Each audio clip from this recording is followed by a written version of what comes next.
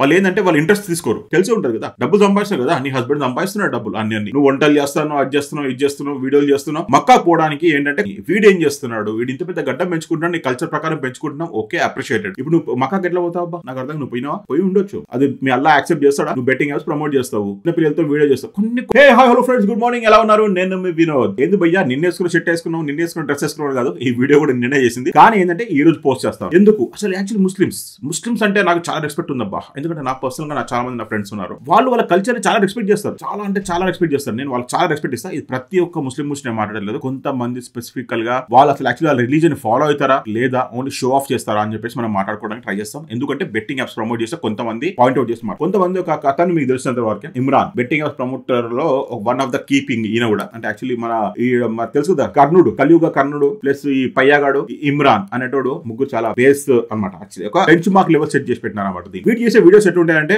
ఏదో social awareness create చేస్తున్నా అని చెప్పేసి పిల్లలతో వీడియోస్ చేయిస్తా ఉంటాడు, ఓకే యాక్సెప్టబుల్. కానీ దానిలో కూడా బెట్టింగ్ యాప్స్ ప్రమోట్ చేస్తా ఉంటాడు, అది నాట్ యాక్సెప్టబుల్. వాళ్ళ ఫ్యామిలీతో వాళ్ళు వీడియోస్ క్రియేట్ చేస్తా ఉంటాడు, కొన్ని యాక్టివిటీస్ చేస్తా ఉంటాడు, నేను హిందూని కూడా సపోర్ట్ చేస్తాను అది అని చెప్పేసి అంటాడు. కానీ మన నీ కల్చర్ ఏమైందబ్బా? కొంచెం మన సోషల్ రెస్పాన్సిబిలిటీ ఉండాలి కదా. నీ కల్చర్ కి కొంచెం వేరే ముస్లిమ్స్ బాధపడతారా? పడరా? ఎందుకంటే ముస్లిం వాళ్ళ కల్చర్స్ లో కొన్ని రెస్ట్రిక్టెడ్. ఫర్ ఎగ్జాంపుల్ ఇంట్రెస్ట్ తీసుకోకపోవడం, అంటే మీన్స్ ఎవరైనా వీళ్ళు మనీ బారో చేసినా, మనీ లెండ్ చేసినా కానీ వీళ్ళు ఇంట్రెస్ట్ తీసుకో. రియల్ ముస్లిమ్స్ అయితే ఇంట్రెస్ట్ తీసుకో. నెక్స్ట్ వచ్చేసి హలాల్ మీట్. వాళ్ళు మీరు చూడండి, ఎప్పుడైనా మీకు కేర్ఫుల్ గా మీ ఫ్రెండ్స్ ఎవరైనా ముస్లిమ్స్ ఉన్నప్పుడు అబ్జర్వ్ చేయండి. వాళ్ళు జెన్యూన్ గా ఫాలో అయితే, మీన్స్ వాళ్ళ కల్చర్ ని జెన్యూన్ గా ఫాలో అయినప్పుడు వాళ్ళు ఎక్కడ పడితే అక్కడ బిర్యానీ తినరు, మీన్స్ నాన్ వెజిటేరియన్ తినరు. వాళ్ళు ఏంటంటే హలాల్ చేసిన మీట్ డెఫినెట్లీ 100% ప్రిఫర్ చేస్తారు. ఇంకోటి బర్డన్స్ గానీ అప్పులు గానీ అట్లాంటి ఉన్నప్పుడు వీళ్ళు ఏంటంటే వీళ్ళకి ప్రతి ఒక్కరికి ఒకటి ఉంటుంది అబ్బా ముస్లిమ్స్ దాంట్లో. ఎస్పెషల్లీ ఏంటంటే వాళ్ళ ఫైనల్ డెస్టినేషన్ ఏముంటుందంటే నేను మక్కాకు పోయేసి రావాలి. మక్కా పోవడానికి ఏంటంటే నాకు తెలిసినంత ఇన్ఫర్మేషన్ వరకు ఏంటంటే నేనేమనుకుంటున్నా, ఎస్పెషల్లీ నాకు తెలిసినంత వరకు వాళ్ళు కొన్ని బెంచ్ మార్క్స్ సెట్ చేసి పెట్టినారు. ఏంటంటే ఫస్ట్ ఆఫ్ ఆల్ మక్కాకు పోవాలంటే కంపల్సరీ నీకు అప్పులు ఉండకూడదు, నీకు ఆడపిల్లలు ఉండకూడదు, పెళ్లిళ్ళు చేసి ఆడపిల్లలు అట్లాంటివి ఉండకూడదు, నువ్వు ఎవరికి లోన్లు అట్లాంటివి ఇచ్చి ఉండకూడదు, నువ్వు ఇంట్రెస్ట్ కి డబ్బులు ఇవ్వకూడదు, నువ్వు తాగొద్దు, నువ్వు సిగరెట్ తాగొద్దు. ప్లస్ ఈవెన్ నీ పైన ఏమన్నా రెస్పాన్సిబిలిటీస్ ఉన్నాయా, ఫ్యామిలీ రెస్పాన్సిబిలిటీ అంటే యాక్చువల్లీ మక్కాకి ఏంటంటే ఫైనల్ స్టేజ్ లో పోతారు అన్నమాట. వాళ్ళకి అంటే రిటైర్మెంట్ స్టేజ్ లో ఆ టైంలో పోతారు. నీకు పైన ఏం రెస్పాన్సిబిలిటీ అట్లాంటివి ఉండవు, చెడ్డ పనులు చేయకూడదు అని చెప్పేసి వాళ్ళ కల్చర్ లో ఉంటుంది. దాన్ని 100% సెల్యూట్ చేయొచ్చు మనం ఫస్ట్ ఆఫ్ ఆల్. ఎందుకంటే ఓకే, ప్రతి ఒక్క ముస్లిం కి ఈ ఒక ఫైనల్ డెస్టినేషన్ అని ఉంది. దేవుడిని మనం పోయి డైరెక్ట్ గా చూస్తున్నట్టు ఆ లెవెల్ ఫీలింగ్ ఉన్నప్పుడు ఇట్లాంటివన్నీ బటన్స్ అన్ని రిలీవ్ చేసుకుని మనం వెళ్ళాల్సి వస్తుంది అని చెప్పేసి అనుకుంటారు. కానీ వీడు ఏం చేస్తున్నాడు, వీడు ఇంత పెద్ద గడ్డం పెంచుకుంటున్నాడు, నీ కల్చర్ ప్రకారం పెంచుకుంటున్నావు, ఓకే అప్రిషియేటెడ్. ఇప్పుడు నువ్వు మక్కాకి ఎట్లా పోతావు? నాకు అర్థం, నువ్వు పోయినావా? పోయి ఉండొచ్చు, అది మీ అల్లా యాక్సెప్ట్ చేస్తాడా? నువ్వు బెట్టింగ్ యాప్స్ ప్రమోట్ చేస్తావు, చిన్న పిల్లలతో వీడియో చేస్తావు.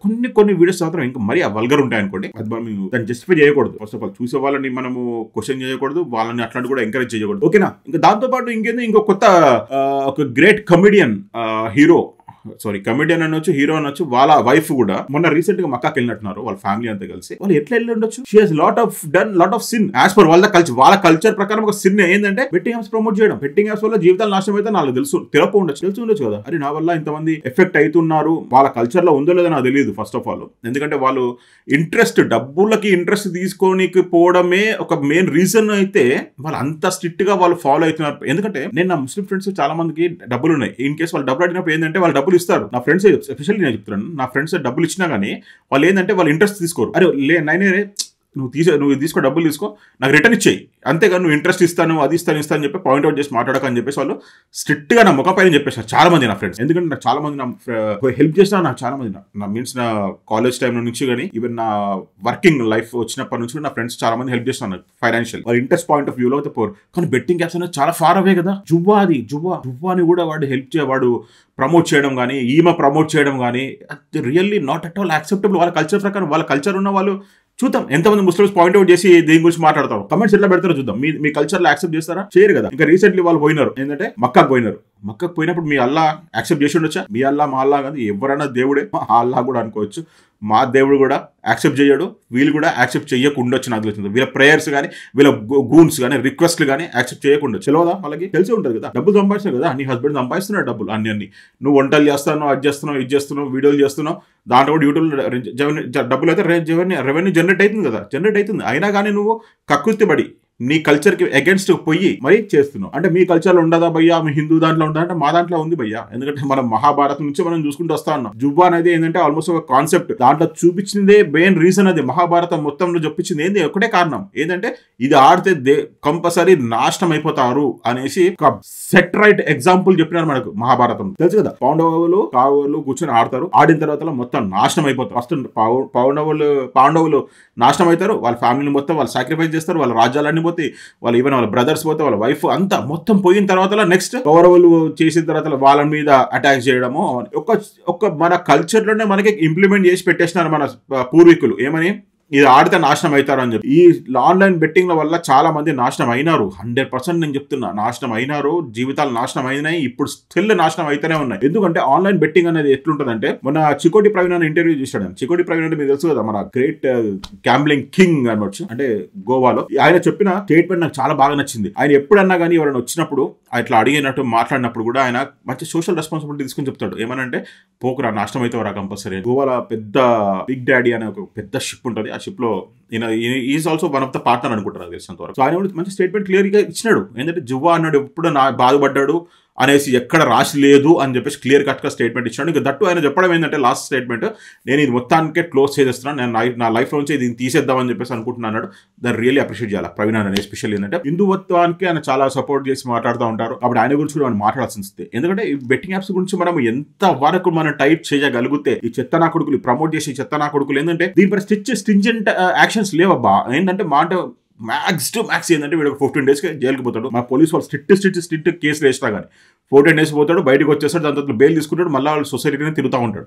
వాడు మళ్ళీ చేస్తాడా చెయ్యడా అదంతా అది సెకండరీ పాయింట్ ఆఫ్ వ్యూ. ఏంటంటే మళ్ళీ కోర్టులో కేసేసి అది కోర్టు నడుస్తూనే ఉంటుంది, దాన్ని మనం ఇంకా ఏం చేయలేము. కాబట్టి వాడు సంపాదించుకొని పెట్టుకున్నాడు చాలా, కాబట్టి వీడు నడుస్తూ ఉంటుంది అట్లా. అంతే కదా, డబ్బులు ఉన్నోడికి ఎప్పుడు లాస్ అనేది ఉండదు. వాడు చేసినవన్నీ చేసినారు, నాశనం అయినారు వాళ్ళు. కానీ ఏంటంటే అన్ఫార్చునేట్లీ సోషల్ మన గవర్నమెంటే ఇట్లాంటి యాక్షన్స్ తీసుకోవాలి. ఎంత ఏ లెవెల్లో తీసుకోవాలంటే, ఈ యాప్స్ ని ప్రమోట్ చేయడం, first of all apps promote చేయడమే కాదు, వీళ్ళు డైవర్ట్ చేస్తారన్నమాట. అంటే యాప్స్ ప్లాట్ఫామ్ నుంచి, వాళ్ళ కంటెంట్ ప్లాట్ఫామ్ నుంచి డైరెక్ట్ వీళ్ళు టెలిగ్రామ్ ప్లాట్ఫామ్ కి తీసుకొచ్చేసి వాళ్ళు అక్కడ ప్రమోట్ చేస్తూ అక్కడ లింక్స్ షేర్ చేస్తూ, అంటే మీన్స్ కొన్ని అంటే మీన్స్ గూగుల్ సపోర్ట్ చేయని యాప్స్ కానీ, ఐఫోన్ సపోర్ట్ చేయని యాప్స్ కానీ, అంటే వాళ్ళు చెయ్యవు ఫస్ట్ ఆఫ్ ఆల్ అవి, ఎందుకంటే బెట్టింగ్ యాప్స్ అసలు ప్రమోట్ చేయవు. కానీ వాళ్ళు ఏంటంటే వాళ్ళని డైవర్ట్ చేసి మరి వాళ్ళు ఏపీకే ఫైల్స్ ఇప్పించి వాళ్ళ దాంతో డౌన్లోడ్ చేయించి అప్పుడు ఆడిపిస్తున్నారు అన్నమాట. ఆ లెవెల్ ఆఫ్ రేంజ్కి వీళ్ళు వెళ్ళిపోయినారు. మళ్ళీ అక్కడి నుంచి ట్రాఫిక్ డైవర్ట్ చేయాలంటే వాళ్ళకి ఏమన్నా హనీ చూపించాలి కదా, అంటే మీన్స్ యాక్చువల్లీ చూపించాలి. ఐఫోన్ ఇస్తా అని చెప్పేసి ఈ బెట్టింగ్ యాప్ పయ్యాగడ చేసే ఎక్కువ అది కాన్సెప్ట్ అనమాట. పయ్యాగడ చూపిస్తాడు అనమాట. ఫోన్ చూపిస్తా, నీకు బైకులు ఇస్తా, అది ఇస్తా రా ఆడసరా అని చెప్పేసి అట్లా అయిందా బా తారది. అది పరిస్థితి. ఓకే, బెట్టింగ్ యాప్స్కి దూరం ఉండండి. No to betting apps. మీ ఫ్రెండ్స్ గిట్ట ఎవడన్నా అడిక్ట్ అయ్యి ఉంటే డెఫినెట్లీ వాడికి మాత్రం మీరు మోరల్ సపోర్ట్ ఇచ్చారు, ఆడక బాగుపడరు అంటే అది ఏంటంటే వాళ్ళ డిఎన్ఏలకు ఒకసారి ఎక్కిన తర్వాత దాన్ని మనము వదిలించడం చాలా కష్టం అనమాట. అడిక్షన్ పాయింట్ ఆఫ్ వ్యూస్ అంటారు దీన్ని. ఏంటంటే అడిక్షన్స్ కొన్ని ఉంటాయి, ఎస్పెషల్లీ దాన్ని వదిలించుకోవడం చాలా కష్టం. వదిలేస్తే నీ లైఫే బాగుపడుతుంది. హార్మ్ఫుల్ యాక్చువల్లీ ఇప్పుడు సిగరెట్ తాగినాడు, మందు తాగినాడు అనుకో, వాడి హెల్త్ ఖరాబ్ అవుతుంది కానీ వాడి సోషల్ లైఫ్ అయితే ఖరాబ్ కావదు. కానీ ఈ బెట్టింగ్ అసలు ఏంటంటే వాడి ఫ్యామిలీ డిస్ట్రాయ్ అవుతుంది, దాంతోపాటు వాడి సోషల్ లైఫ్ కూడా డిస్ట్రాయ్ అవుతుంది. ఎందుకంటే అప్పులు చేసుకొని కట్టుకోక వాళ్ళ ఇంటి ముందుకు వచ్చి జనాలు తిడుతూ ఉంటే వాడు కూడా ఒక రకమైన ఫీలింగ్ అని ఉంటుంది. వాడు కూడా హ్యూమన్ బీయింగ్ కదా, సో వాడు ఎట్లా స్టేజ్ చేసుకుంటాడు, వాడికి ఆప్షన్ ఉంటుంది, ఇంకా లైఫ్ గాన్. ఓకే అండి, మీకు కనుక నేను చెప్పే వీడియో కొంచెం మన కంటెంట్ నచ్చుతున్నట్టయితే డెఫినెట్లీ మన ఛానల్ మాత్రం లైక్ చేసి మన ఛానల్ మాత్రం సపోర్ట్ చేయాలని చెప్పి నేను కోరుకుంటున్నా. Okay, by, have a nice day.